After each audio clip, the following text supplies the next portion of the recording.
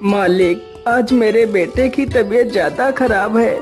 कृपा कर मुझे 200 रुपए दे दीजिए। मैं आपके यहाँ पर काम करके आपके सारे पैसे चुका दूंगा। अरे नहीं हरीराम, मैं तुम्हें पहले पैसे नहीं दे सकता। यदि पहले पैसे चाहिए तो तुम्हें मेरे पास कुछ गिरवी रखना पड़ेगा। लेकिन मालिक, मेरे पास तो कुछ भी नहीं है जो मैं तुम्हारे पास कुछ गिरवी रखूं। नहीं हरीराम, तुम्हारे पास तुम्हारा खेत तो है। तुम उस खेत को मेरे पास गिरवी रख दो। जब तुम मेरे पैसे वापस कर दोगे तब मैं तुम्हारा खेत तुम्हें लौटा दूंगा। ठीक है मालिक, आप मेरे खेत को गिरवी रख लीजिए। कृपा कर मुझे पैसे जल्दी दे दीजिए। फिर वह सेठ हरीराम को पैसे दे देता है। पैसे लेकर हरीराम वहां से चला जाता है। सेठ धनपति राम बहुत ही कुटिल था, मानो उसका हृदय पत्थर के समान हो, जो लोगों की मजबूरियों का फायदा उठाता था। उसके पास काफी सारे लोग काम करते थे। उसी गांव में एक मोहन नाम का लड़का रहता था, जो बहुत ही मेहनती था। उसके पास एक छोटा सा खेत था।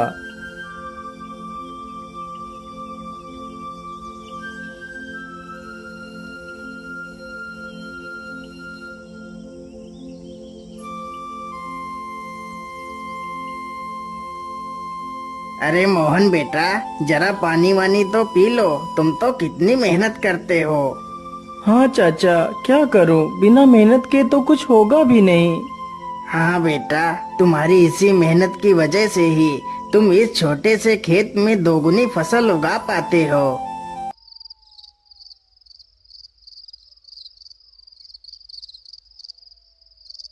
मोहन अपने बूढ़े माता पिता के साथ ही रहता था। मोहन के पिता की तबीयत हमेशा खराब ही रहती थी। घर की सारी जिम्मेदारियां मोहन के कंधों पर ही थी। पिताजी, आज तो आपकी दवाई खत्म हो गई है। कोई बात नहीं बेटा, तुम कल मेरे लिए दवाई ले आना।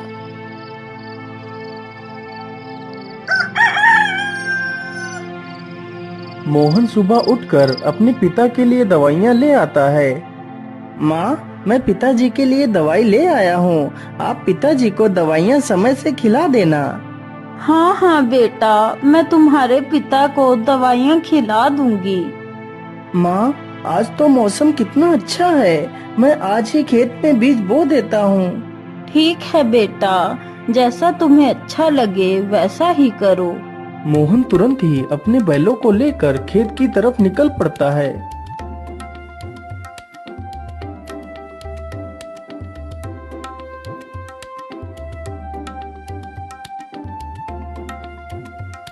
हर्र, चल चल चल चल चल, आज हमें इस खेत को जोतना है और इसमें बीज बोना है।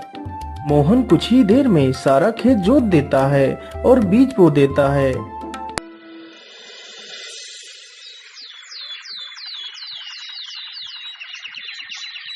कुछ ही दिनों में खेत में बहुत अच्छी फसल तैयार होती है।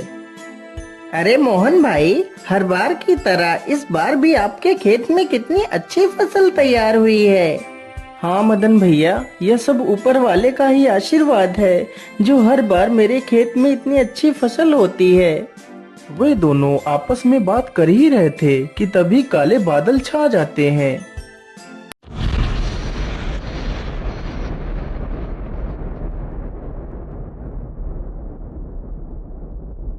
अरे मोहन भाई, यह अचानक से काले बादल कहाँ से आ गए। मुझे लगता है आज तो कितनी जोर का तूफान आने वाला है। चलो जल्दी से घर चलते हैं। अरे मदन भाई, ठीक ठीक बोलो। यदि तूफान आ गया तो हमारी सारी फसलें बर्बाद हो जाएंगी। वे दोनों इतनी बात कर ही रहे थे कि तभी जोर जोर से हवाएं चलने लगती हैं और हवाओं के साथ जोर की बारिश आ जाती है। अरे ये क्या हो गया। ये तो बहुत जोर की बारिश आ गई। अरे मोहन भाई, यहाँ से जल्दी चलो, नहीं तो हम लोग भीग जाएंगे। दोनों जल्दी से एक बड़े से पेड़ के नीचे जाकर खड़े हो जाते हैं। मदन भाई, यदि ऐसे ही बारिश होती रही तो हमारी सारी फसलें बर्बाद हो जाएंगी। कुछ ही देर में बारिश के साथ साथ ओले भी गिरने लगते हैं। देखते ही देखते कुछ देर में ही सारी फसलें बर्बाद हो जाती हैं। हाय हाय, ये क्या हो गया? हे ऊपर वाले, ये तूने क्या कर दिया? अब तो सारी फसलें बर्बाद हो चुकी हैं। अब मैं क्या खाऊंगा और अपने बूढ़े माता पिता को क्या खिलाऊंगा?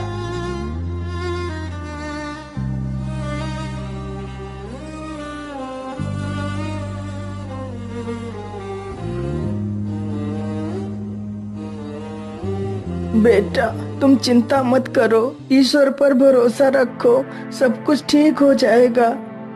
नहीं पिताजी, अब कुछ भी ठीक नहीं होगा। हमारी सारी फसलें तो नष्ट हो चुकी हैं। अब हम क्या करेंगे पिताजी?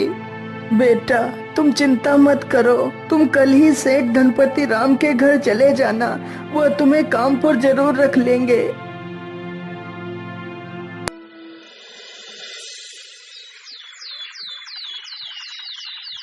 अगले ही दिन मोहन सेठ धनपति राम के पास जाता है।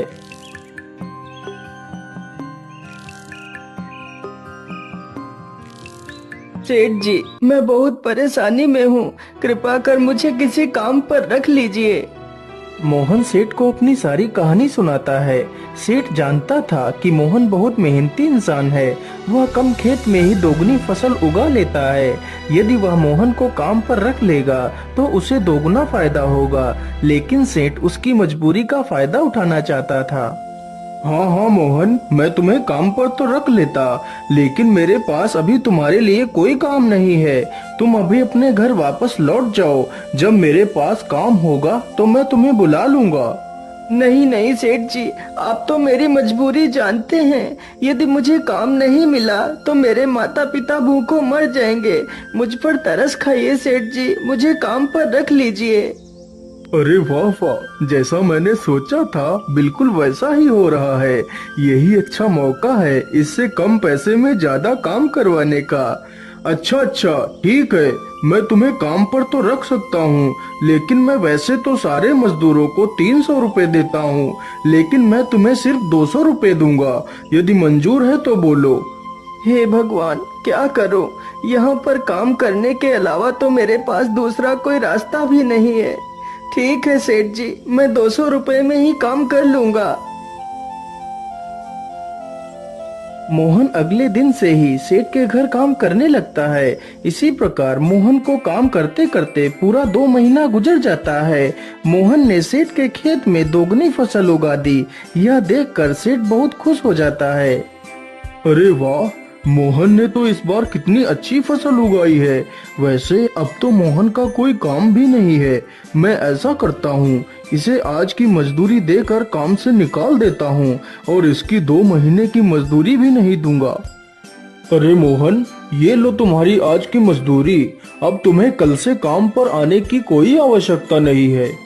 लेकिन सेठ जी, आप अचानक से मुझे काम से क्यों निकाल रहे हैं? क्या मुझसे कोई गलती हो गई मालिक? नहीं मोहन, तुमसे कोई गलती नहीं हुई है। अभी मेरे पास तुम्हारे लिए कोई काम नहीं है। जब मेरे पास काम होगा तो मैं तुम्हें जरूर बुला लूंगा। लेकिन मालिक, यदि आप मुझे काम से निकाल देंगे तो मैं भूखों मर जाऊंगा। मैं अपने पिता के लिए दवाइयाँ कहाँ से लाऊंगा? मुझ पर दया कीजिए सेठ जी। सेठ मोहन की एक बात भी नहीं सुनता और उसे काम से निकाल देता है।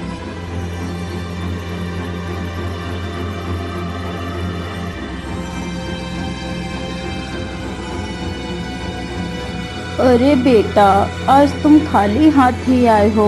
आज तुम घर का राशन तो लाए ही नहीं। माँ, मुझे माफ कर दीजिए। अब मैं आपके लिए कुछ भी नहीं कर सकता। लेकिन बेटा, आखिर क्या बात है? तुम इतना परेशान क्यों हो? फिर मोहन सारी कहानी अपनी माता को सुनाता है। अब आप ही बताइए माँ, मैं क्या करूँ? कहाँ काम करूँ? किसके सामने हाथ फैलाऊं? बेटा, तुम परेशान मत हो। हम लोग आज पानी पीकर ही सो जाएंगे। वैसे भी मुझे तो भूख नहीं लगी है। और बेटा, तुम हार मत मानो। तुम कल फिर से सेठ के पास जाना। हो सकता है सेठ तुम्हें काम पर रख ले।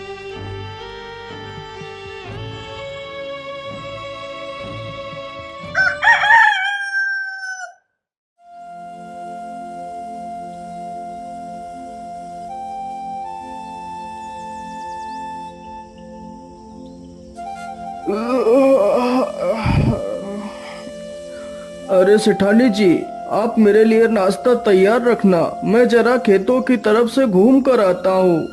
ठीक है, आप आराम से जाइए, तब तक मैं आपके लिए नाश्ता तैयार कर दूंगी। इतना सुनकर सेठ वहाँ से चल पड़ता है। तभी देखता है कि मोहन उसके घर के बाहर ही खड़ा है। अरे मोहन, तू इतनी सुबह सुबह यहाँ क्या कर रहा है? मालिक, मैं आपके पास ही आया था। यदि मुझसे कोई भूल हो गई हो तो उसे क्षमा कर दीजिए मालिक, लेकिन मुझे काम पर रख लीजिए। अरे मोहन, तू तो कितना बेशर्म है। मैंने तुझे कितनी बार मना किया है कि मेरे पास कोई काम नहीं है, फिर भी तू मेरे पास चला आता है। क्या तेरे अंदर कोई शर्म लिहाज नहीं है? मालिक, मुझे शर्म तो आती है, लेकिन जब मैं अपने बूढ़े माता पिता को पानी पीकर सोता हुआ देखता हूँ तो मुझे यह अपमान कुछ भी नहीं लगता। लेकिन मैं तुझे कोई काम नहीं दे सकता, चल भाग यहाँ से। इसी प्रकार कई दिन गुजर जाते हैं। सेठ मोहन को भला बुरा कहकर भगा देता है, लेकिन सुबह होते ही मोहन फिर से काम मांगने के लिए सेठ के घर पहुंच जाता है। लेकिन मैं तुझे कोई काम नहीं दे सकता, चल भाग यहाँ से। हे भगवान, मैं तो इस मोहन के बच्चे से परेशान हो गया हूँ, लेकिन यह तो सुधरने का नाम ही नहीं ले रहा। मैं ऐसा करता हूँ, कल सुबह होने से पहले मैं यहाँ से कुछ दिनों के लिए अपने रिश्तेदार के घर चला जाता हूँ, तभी मैं इस मोहन से अपना पीछा छुड़ा पाऊंगा। सुबह होने से पहले सेठ और उसकी पत्नी बैलगाड़ी में बैठकर वहाँ से चले जाते हैं।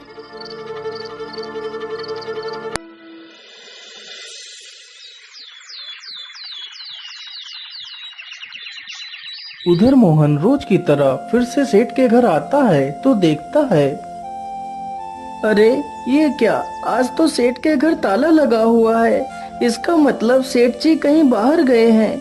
मैं ऐसा करता हूँ, यहीं पेड़ के नीचे बैठकर सेठ जी का इंतजार करता हूँ। इतना सोचकर मोहन पेड़ के नीचे बैठ जाता है और सो जाता है। तभी कुछ चोर सेठ के घर के पास आते हैं।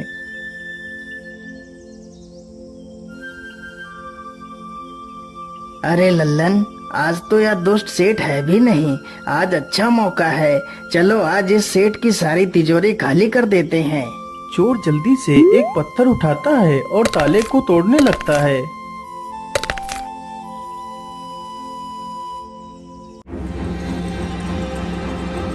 अरे ये शोर कैसा? ये कौन है? मुझे लगता है ये तो कोई चोर है।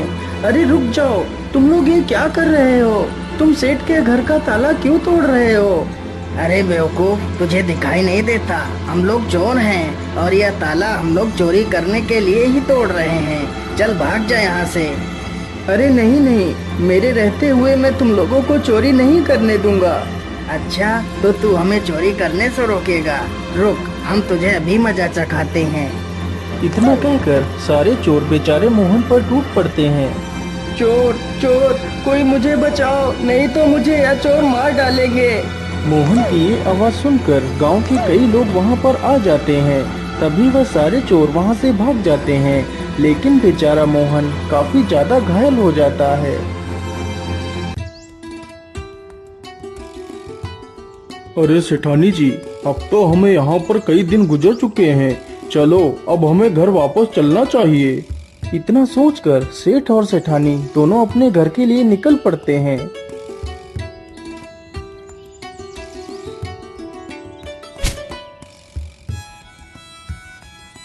अरे वाह, जैसा मैंने सोचा था बिल्कुल वैसा ही हुआ।